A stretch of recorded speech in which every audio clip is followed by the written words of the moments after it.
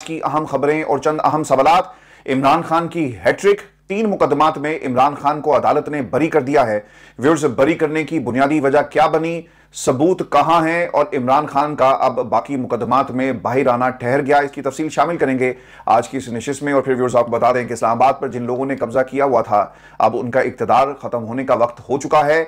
इस्लामाबाद खतरे में है और अदालत ने तमाम रास्ते कैसे बंद कर दिए, ये भी हम आपको बताएंगे आज के इस प्रोग्राम में। और फिर आपकी हैसियत क्या है, अदालती रगड़े पे रगड़ा, और अदालत ने आज 2 समातें हुई हैं इस्लामाबाद हाईकोर्ट में, इनमें क्या रिमार्क्स दिए और इस्टेब्लिशमेंट और अदलिया के दरमियान जो तनाव है वो अब मजीद बढ़ गया है। क्या मुज़ाकरात होंगे या फिर अदालतों ने वाज़े पैगाम दे दिया कि मुज़ाकरात नहीं होंगे और तौहीन अदालत की कार्रवाई अब होगी और जरूर होगी। लेकिन व्यूअर्स, सबसे पहले आपको बताएं कि इस्लामाबाद अब खतरे में है।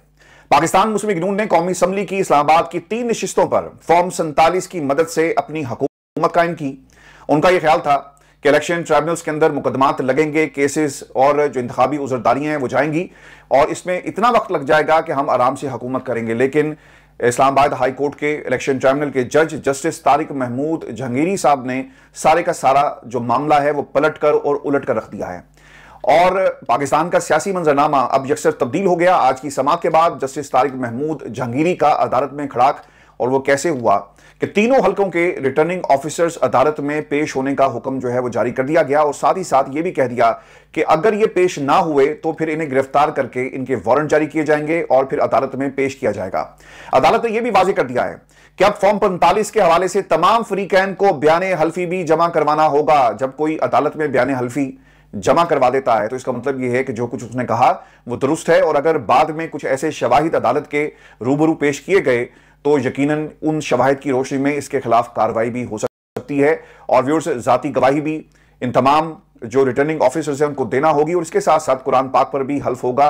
ये तमाम बातें इस्लामाबाद हाई कोर्ट के जस्टिस तारिक महमूद जहांगीरी ने अपने हुक्मनामे में कही हैं। और व्यूअर्स, आपको मैं ये भी बता दूं कि गलत बयानी की सूरत में जेल जाना होगा। अदालत की तरफ से ये अल्टीमेटम भी दिया गया है, यानी अदालत सिर्फ फरीकैन को सुनेगी नहीं बल्कि कसूरवार को जेल भी भेजेगी। और इस्लामाबाद की तीनों नशिस्तें पाकिस्तान मुस्लिम लीग नून के हाथ से निकल चुकी हैं और अदालत अब ये कब्जा पाकिस्तान मुस्लिम लीग नून से छुड़वाकर ही दम लेगी, क्योंकि आज रिमार्क्स ऐसे दिए गए। व्यूअर्स, दूसरी चीज आपको याद रखनी है कि पाकिस्तान मुस्लिम लीग नून और इलेक्शन कमीशन जो है ना वो बुरी तरह फंस गया है।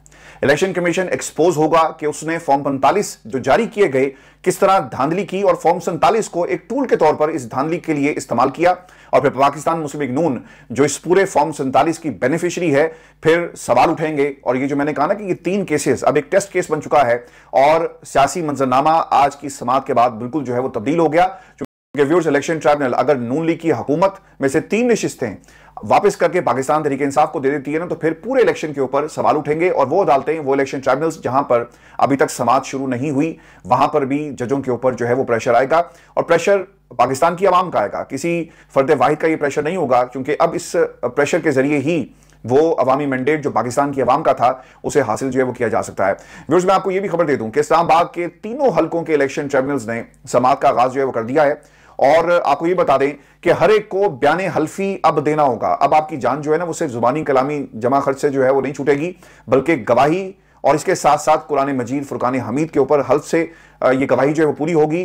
खुदा को हाजिर नाजिर जानकर आपको बताना पड़ेगा और अगर किसी ने झूठ बोला तो फिर बयान हल्फी के जरिए उसके खिलाफ जो है वो एक क्रिमिनल कार्रवाई का भी आगाज होगा। ये जस्टिस तारिक महमूद जहांगीरी साहब ने वाजे कर दिया है। और ये भी इंतहाई अहम है कि अदालती ट्राइब्यूनल ने वाजे कर दिया है कि सच्चाई तक पहुंचने के लिए 3 रास्ते इख्तियार किए जाएंगे: बयान हल्फी, शख्सी गवाही और फिर कुरान मजीद के ऊपर हल्फ।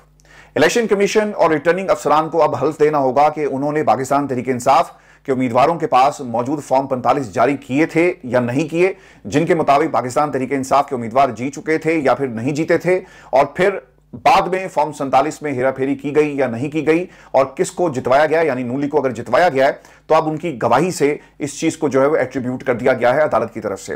व्यूअर्स, ये चीज भी आपको याद रखनी है कि रिटर्निंग ऑफिसर्स की जान अब ऐसे आसानी से छूटने वाली नहीं है कि आपने एक बयान दिया और आप घर चले गए कि जनाब हाँ ये मैंने जारी किए हैं और अदालत कहेगी जी आपकी बड़ी मेहरबानी, आप आए और आपने ये बयान दिया। अब ट्राइब्यूनल को हर लिहाज से मुतमईन करना होगा। जस्टिस तारिक महमूद जहांगीरी साहब ने यह ऐलान कर दिया है, अगर रिटर्निंग ऑफिसर अगली समाअत पर पेश नहीं होता तो फिर आप ये समझ जाएं कि कहानी खत्म हो गई, क्योंकि आज के ऑर्डर्स के बाद ना रिटर्निंग ऑफिसर भी पूछ रहे होंगे अपने प्यार करने वालों से कि सर हुंदसो करना की है। अदालत ये कह रही है कि अगर तुमने हल्फ ना दिया, कुरान मजीद ना उठाया और गवाही ना पेश की तो फिर तुम्हारे खिलाफ जो है वो कार्रवाई होगी, और अगर तुम ये सब कुछ करते हो तो फिर हम शवाहिद की रोशनी में भी तुम्हारे खिलाफ कार्रवाई कर सकते हैं, क्योंकि झूठा कुरान उठाने में और झूठी गवाही देने और फिर इसके साथ साथ झूठा बयान हल्फी जमा करवाने के हवाले से इसके कॉन्सिक्वेंसेज हैं दुनिया में भी और फिर आखिरत में भी। उनको इश्तिहारी करार दिया जाएगा। अदालत ने यह भी कह दिया कि अगर आप पेश नहीं हुए तो फिर आपको पहले हम इश्तिहारी करार देंगे, वारंट जारी करेंगे और फिर आपको गिरफ्तार करके पेश किया जाएगा और फैसला पाकिस्तान तहरीक इंसाफ के उम्मीदवारों के हक में चला जाएगा। व्यूअर्स, अब अदालत ने यह भी फैसला कर लिया है कि किसी किस्म की गलत बयानी जो है वो बर्दाश्त नहीं की जाएगी। अगर कोई गलत बयानी करेगा तो नताइज उसे भुगतने होंगे। ये हाई कोर्ट है, सिविल कोर्ट नहीं। यहां ऐसा नहीं है कि जिस तरह मर्जी कोई बयान रिकॉर्ड करवाए और चला जाए। जस्टिस तारिक महमूद जहांगीरी के ये अल्फाज थे जो उन्होंने आज इस अदालत में दिए, क्योंकि आमतौर पर क्या होता है सिविल कोर्ट में लोग आते हैं और बल्कि आपने अक्सर सुना होगा कि झूठे गवाह जो हैं वो अदालत में पेश किए गए, और एक गवाह जो होता है ना वो सिविल अदालतों के अंदर कई कई केसों में वो गवाही दे चुका होता है, तो उसे आप एक झूठा गवाह या किराए का गवाह जो है वो कह सकते हैं। तो इसका भी एक रेफरेंस जो है वो अदालत के अंदर दिया गया कि ये नहीं होगा कि गवाही दी, सिविल अदालतों में ऐसा ही होता है, यहां पर हम मामले की तह तक जो जाएंगे इसके बाद फैसला होगा। ये अदालत की तरफ से बड़ा वाज़ेह पैगाम है। अदालत ने यह भी वाज़ेह कर रही है कि महज खाना पूरी नहीं चलेगी, जो भी बयान या हल्फ दिया जाएगा इसको साबित भी करना होगा। रिटर्निंग ऑफिसर ये बताएगा कि पोलिंग स्टेशन पर फॉर्म 45 कैसे जारी किया, जिसके मुताबिक पाकिस्तान तहरीक इंसाफ उम्मीदवार जीत रहे थे और फिर बाद में किसके कहने पर यह नताइज जो हैं उन्हें तब्दील किया गया। अब इसमें जो सबसे आम सवाल है कि सिर्फ आपकी ज़ात तक ये गवाही नहीं होगी, आपकी ज़ात तक कुरान उठाने का मामला नहीं है, आपकी ज़ात तक एफिडेविट का मामला नहीं है, बल्कि अब जिन्होंने आपको ये सब कुछ करने पर मजबूर किया उनके हवाले से भी आपसे पूछगिछ होगी और आपको इस तरह जाने नहीं दिया जाएगा। यानी आपने जिनके कहने पर इलेक्शन को रिग किया उनके नाम अदालत अब एक्सपोज करने जा रही है। इसलिए मैंने कहा था कि ये एक सियासी मंजरनामे पर गेम चेंजर और टेस्ट केस जो है ये इस निज़ाम के लिए बनने जा रहा है। ट्राइब्यूनल को हल्का मत लो, जस्टिस जहांगीरी ने एक तरह से ना ये बता दिया है,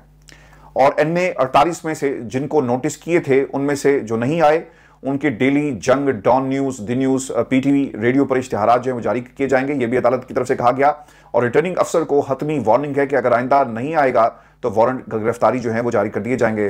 अब जस्टिस तारिक महमूद जहांगीरी साहब जो हैं अगली समाअत पर लोगों को पेश होने का कह रहे हैं, वरना गिरफ्तारी उनकी तैयार है। और अदालत जी बहुत क्लियर है, रिटर्निंग ऑफिसर की अब जान जो है वो इतनी आसानी से छूटने वाली नहीं है। और ये सवाल की अदालत फोरेंसिक के लिए किसी भी हद तक जाएगी, क्योंकि कुछ सवाल ये हुए थे कि आप ना राइटिंग एक्सपर्ट्स को बुलाएं और वो आपको बता देंगे कि जो इंक है वो किस पेन से इस्तेमाल की गई, पहले वाले नताइज में और बाद वाले नताइज में क्या फ़र्क है, जो पेपर जारी किए गए ये जेन्युइन है या नहीं जेन्युइन, ये तमाम सवाल जो हैं अदालत इसका भी अब जायज़ा ले रही है। ये इससे पहले कभी नहीं हुआ कि आप इस लेवल पर भी जाएं और चेक किया जाए कि ये जो पेपर्स हैं ये जाली हैं या असली हैं। लेकिन व्यूअर्स, अदालत ने ये वाजे कर दिया है कि अगर हमें इसका फोरेंसिक करवाना पड़ा तो हम इसका फोरेंसिक भी करवाएंगे, और अगर पाकिस्तान में फोरेंसिक नहीं हो सका तो हम बाहर भी ये पेपर्स जो भेज सकते हैं। पाकिस्तान से तो सर आप ना ही करवाएं, वो इसलिए कि पंजाब जो आपकी लैब है फोरेंसिक लैब वो पंजाब हुकूमत की है, पंजाब हुकूमत के अंडर काम करती है, और मैंने वहाँ पे बहुत सारी ऐसी स्टोरीज कवर की हैं और इन्वेस्टिगेटिव स्टोरीज की हैं जिसमें लैब का अमला जो है वो हकाइक को छुपाने में मुलविस पाया गया। अब ये अलग चैप्टर है, ये कहानी फिर मैं आपको व्यूअर्स कभी सुनाऊंगा, लेकिन पंजाब फोरेंसिक लैब किसी तरह भी उस पर भरोसा जो है वो नहीं किया जा सकता। यहाँ पे नताइज बदले जाते हैं, रिपोर्ट्स बदली जाती हैं, यहाँ पर पूरे के पूरे जो हैं वो फाइल्स के पलंदे बदल दिए जाते हैं। तो पंजाब फोरेंसिक लैब जो है इट्स अ बिग नो। और अगर हुकूमत वक्त या फिर अदालत अगर ये कह सकती है कि पाकिस्तान की हुकूमत या कौमी ख़जाने से या इलेक्शन कमीशन के जो फंड्स हैं उसमें से ये खर्चा जो है वो बर्दाश्त किया जाए, और इन पेपर्स को जो फॉर्म 45 है इसे पाकिस्तान से बाहर भेजें, पेपर की क्वालिटी को चेक किया जाए, इंक कौन सी इस्तेमाल की गई उसे चेक किया जाए, जो हैंड राइटिंग थी उसका स्टाइल जो है फोरेंसिक्स में ये भी पता लग जाता है, इसे भी चेक किया जाए, और फिर किस तरह ओवर राइटिंग की गई। अगर कोई समझता है ना कि ये बच जाएगा तो भी अब एक तरह से इनके इस इक़्तिदार का दी एंड जो है वो हो गया, ऐलान होना बाकी है। और जिस तरह से ये केसेस सामने आ रहे हैं ना, कुछ अर्सा पहले मैंने आपको ये कहा था कि मिड टर्म इलेक्शन की तरफ हम बढ़ रहे हैं, तो व्यूअर्स ये वो बातें हैं, ये वो शवाहिद हैं जो हमें मिड टर्म इलेक्शन के हवाले से जो है वो एक खबर सुना रहे हैं कि मिड टर्म इलेक्शन जो है वो ज़रूर होंगे। व्यूअर्स ये भी इंपॉर्टेंट है कि अदालत फोरेंसिक के लिए किस हद तक जाएगी, क्योंकि एक फरीक कह रहा है कि उनके पास फॉर्म 45 हैं, वो जीते हुए हैं, दूसरा फरीक भी यही कह रहा है, और सर्टिफाइड कॉपीज और बयान हल्फी के साथ आ जाए तो अदालत ये कहती है कि फिर देख लेंगे, और अगर किसी ने गलत बयानी की तो फिर उसे जेल जाना होगा। और मैं आपको ना एक बात ये भी बता देता हूं, क्योंकि जस्टिस तारिक महमूद के जो रिमार्क्स है ना, ये गैर मामूली नौयत के हैं। अदालत ने ये बता दिया है कि असल रिजल्ट तक पहुंचने के लिए फॉर्म 45 का फोरेंसिक भी करवाया जाएगा, जिससे ये पता चल जाएगा कि असली फॉर्म है या नहीं। रिटर्निंग ऑफिसर अब अपने जारी करदा फॉर्म 45 से नहीं फिर सकेगा, और नून लीगी उम्मीदवार के लिए अब इन हालात में अपनी सीटें जो है वो बचाना बहुत ही मुश्किल हो गया है। फॉर्म 47 अब नून लीग को नहीं बचा सकेगा, क्योंकि अदालत इससे बहुत पीछे और नीचे जाकर हकाई तलाश करने जा रही है, और जिसका फायदा पाकिस्तान तहरीक इंसाफ को जो है वो होगा। व्यूअर्स, एक इंतहाई अहम गवाही जो है वो आ गई है, और NA 47 और 48 से आजाद उम्मीदवार थे जी मुस्तफा नवाज खोखर साहब, और उन्होंने अब ये ऐलान किया है कि वो अदालत में बयान हल्फी देने को तैयार हैं, और दोनों हलकों के फॉर्म 45 भी जमा करवाएंगे। क्योंकि हुआ ये था कि जब मुस्तफा नवाज खोखर नताइज आए 8 फरवरी के इंतखाबात के फौरी बाद, उन्होंने ये कहा था कि जो शुएब शाहीन और अली बुखारी जिन हलकों में मौजूद थे जहां से वो लड़े, वो जीत चुके हैं। जो फॉर्म 45 इन लोगों के पास मौजूद हैं, वही फॉर्म 45 जो हैं वो मेरे पास भी हैं। तो अदालत इस एंगल को भी देखेगी, और अगर मुस्तफा नवाज खोखर साहब बयान हल्फी देते हैं तो इन दोनों हलकों के जो उम्मीदवार थे पाकिस्तान तहरीक इंसाफ, वो जीते हुए हैं, तो इससे भी उनका केस जो है बहुत ही मजबूत हो जाएगा। क्योंकि फॉर्म 45 एक बंदे के पास गलत हो सकते हैं ना, दूसरे के पास तो गलत नहीं होंगे जो हारा हुआ है। जिन्होंने ये पूरे का पूरा स्क्रिप्ट लिखा था, शायद वो प्लानिंग करना भूल गए। जो मैंने थंबनेल में लिखा ना कि तमाम रास्ते बंद हो गए हैं, तो वो शायद वो ये भूल गए थे कि अगर जो हारने वाला है उसने गवाही दे दी जिनको हराया गया उनके हक में, तो फिर हम क्या करेंगे। तो व्यूअर्स, अब तमाम रास्ते बंद हो चुके हैं और इस्लामाबाद के ऊपर कब्जा छुड़वाने का वक्त हुआ चाहता है, और इस्लामाबाद इन लोगों के लिए खतरे की घंटी बज चुकी है जिन्होंने इस्लामाबाद में रियासत बनाई और इसके ऊपर अपना कब्जा किया, और 3 नमूनों को फॉर्म 47 के जरिए पाकिस्तान के अवामी मैंडेट पर शब खून मारकर इस रियासत की कुर्सियों पर जो है वो बिठाया गया। और फिर आपको ये भी खबर दे दें कि पाकिस्तान की इस्टेब्लिशमेंट और अदलिया के दरमियान ना अब तनाव मजीद बढ़ता जा रहा है, और इसका अंदाज़ा उन केसेस से लगाया जा सकता है जहां पे डायरेक्टली या फिर इनडायरेक्टली पाकिस्तान के ताकतवर हलकों को रिमार्क्स देकर जो है वो पैगामात दिए जा रहे हैं। अहमद फराज साहब की जो बाजियाबी की दरख्वास्त जो है वो इस्लामाबाद हाई कोर्ट में लगी हुई थी, और ये अपनी नौयत की गैर मामूली समात है। इससे पहले कभी भी किसी ने इतने सख्त रिमार्क्स जो है वो नहीं दिए, और जस्टिस मोहसिन अख्तर कियानी साहब के ये गैर मामूली रिमार्क्स हैं, और उनकी अदम बाजियाबी पर ना सिर्फ वो बरहम हुए, गुस्सा दिखाया, बल्कि उनके रिमार्क्स हमें बहुत कुछ बता रहे हैं कि पाकिस्तान की अदालतें, पाकिस्तान की एक ऐसी अदालत जिसके 6 जजों ने खत लिखा, एक तरह से जो मुदाखलत हो रही थी, जो दबाव था, उसके खिलाफ अब वो किसी सूरत भी मुज़ाकरात की मेज़ पर नहीं आएंगे। और जो लोग मुज़ाकरात की बात कर रहे हैं, जो आउट ऑफ कोर्ट सेटलमेंट की बात कर रहे हैं, तो जनाब ये फरीकैन के दरमियान होता है। जजेस और जिन्होंने अदालतों को डराया धमकाया हो, उनके दरमियान आउट ऑफ कोर्ट सेटलमेंट नहीं होती। अब तो खैर कोई फाइल भी नहीं है, कोई रेफरेंस भी नहीं है जो जस्टिस मोहसिन अख्तर कियानी के खिलाफ जो है या फिर किसी और जज के खिलाफ फाइल खोली जाए। हाँ, मोहसिन अख्तर कियानी साहब के हवाले से एक रेफरेंस जरूर तैयार हुआ और उसे सबमिट भी करवा दिया गया, लेकिन देखना ये होगा कि काजी साहब मोहसिन अख्तर कियानी के खिलाफ वो रेफरेंस खोल के कोई कार्रवाई करते हैं या नहीं करते, और अगर की तो यकीनन ये उनके लिए भी एक मुश्किल जो है खड़ी कर सकता है। और मोहसिन अख्तर कियानी साहब अपने रिमार्क्स में ये कहते हैं कि अब मामला ISI और मिलिट्री इंटेलिजेंस के इख्तियार से बाहर निकल गया है। पुलिस के थानों के रजिस्टर्ड भरे हुए हैं, आज तक कितने बंदे रिकवर हुए। अभी सेक्रेटरी दिफा, सेक्रेटरी दाखिला, फिर वुज़रा और फिर वज़ीर आज़म और फिर काबीना को बुलाऊंगा और उनसे पूछूंगा कि बताएं कि एजेंसियां मुल्क चलाएंगी या फिर मुल्क कानून के मुताबिक जो है वो चलाया जाएगा। अभी इस केस को मिसाल बनना है। ये अगवा बराए तवान से ज्यादा संगीन जुर्म है। अदालत उनको हदायत दे रही है, बंदा अदालत के सामने पेश करे, उनको बता दें कि पिटिशनर को ना मैसेज कराएगा। सुबह पूछा था कि अगर दहशतगर्द है, किसी पर्चे में है तो बताएं, मैं इस दरखास्त को, इस पिटिशन को खारिज कर दूंगा, लेकिन ये नहीं बताया गया। फिर जो मोहसिन अख्तर कियानी साहब हैं, जिसमें जो नोटिस हुए वो ये कहते हैं कि सेक्टर कमांडर का बयान लिखें, कल बताएं क्या सेक्टर कमांडर चांद पर रहता है और उसकी हैसियत क्या है।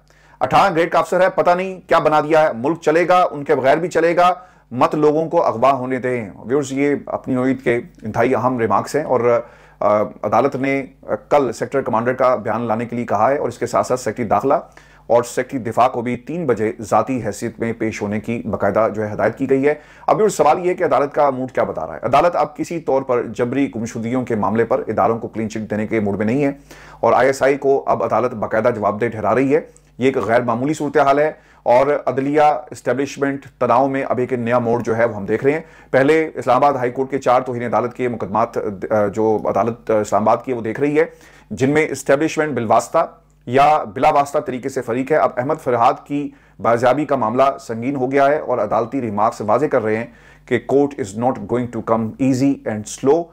यानी अदालत अब इतनी आसानी के साथ इन मामलों को जाने जो है वो नहीं देगी। और फिर आपको खान साहब के हवाले से ये खबर देते हैं कि 3 मुकदमात में इमरान खान को बरी कर दिया गया है। इसके अलावा शाह महमूद कुरैशी और शेख रशीद साहब भी बरी हो गए हैं। 3 मुकदमात में 3 लोगों को बरी कर दिया गया और ये लॉन्ग मार्च में तोड़ फोड़ का ये मामला था। और इस्लामाबाद में जो 2 मुकदमा दर्ज थे, आज़ादी मार्च 2022 में तोड़ फोड़ के ये मुकदमा दर्ज किए गए। और वकील नईम पंजोता साहब के जो दलाइल हैं वो मैं आपके सामने रख देता हूं ताकि आपको पता चल जाए कि कौन सा वकील किस तरह से इमरान खान की इस वक्त अदालतों में वकालत कर रहा है और फिर अदालतें उनके दलाइल के ऊपर किस किस्म के हुक्म जो है जारी करें। क्योंकि आपको भी पता होना चाहिए कि जो वकला मेहनत से इमरान खान की तर्जुमानी कर रहे हैं, तैयारी करके जाते हैं और इमरान खान को रिलीफ जो है वो लेकर दे रहे हैं अदालतों से और वो मेरिट पर रिलीफ मिल रहा है। ऐसा नहीं है कि किसी को फ़ोन करवा के वकील चले जाते हैं। और किस तरह से प्रोसिक्यूशन के जो इल्ज़ामात थे और मुकदमे को इन्होंने तार तार किया इमरान खान के वकला ने, ये मैं आपके सामने इनके दलाइल रख देता हूँ। वकील जो है नईम पंजोता साहब, ये वही है जी जब खान साहब की जो बायोमेट्रिक का मामला था और उन्हें हाथे अदालत से जब गिरफ्तार किया गया तो आपने एक वकील को उनके साथ खड़े हुए देखा होगा तो उसके सर से खून निकल रहा है।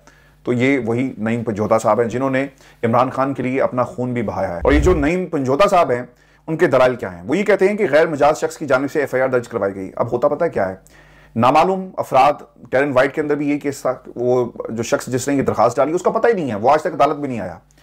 और फिर इसके साथ साथ जो दूसरा तरीकाकार होता है, आप किसी भी शख्स के खिलाफ किसी भी शहर में एक मुकदमा दर्ज करवा दें, FIR दर्ज होगी और उसका उस केस से कोई लेना देना नहीं है, लेकिन वो मुद्दई बनकर किसी भी शख्स के खिलाफ जो उसे इस्तेमाल जो है वो किया जा सकता है। ये इनका एक तरीका वारदात है। इसको बुनियाद बनाया जी नईम पंजोता साहब ने। और फिर FIR की बुनियाद ही गलत हो तो वो मुकदमा आगे नहीं चल सकता। नईम पंजोता साहब की तरफ से ये सवाल उठाया गया। कोई वीडियो शवाहिद भी इमरान खान की हद तक पेश नहीं किए जा सके। पुरअमन एहतजाज पर भी FIR दर्ज जो है वो की गई।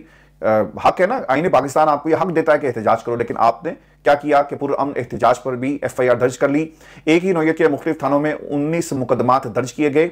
अदालत ने दलाइल मुकम्मल होने पर फैसला महफूज किया और इमरान खान को 2 मुकदमात में बरी कर दिया। और फिर थाना कोसार मई 2022, आज़ादी मार्च में थाना कोसार में भी मुकदमा दर्ज था जी। इस मुकदमे में इमरान खान को भी बरी किया गया है। टोटल ये 3 मुकदमात हैं जिनमें इमरान खान को बरी किया गया।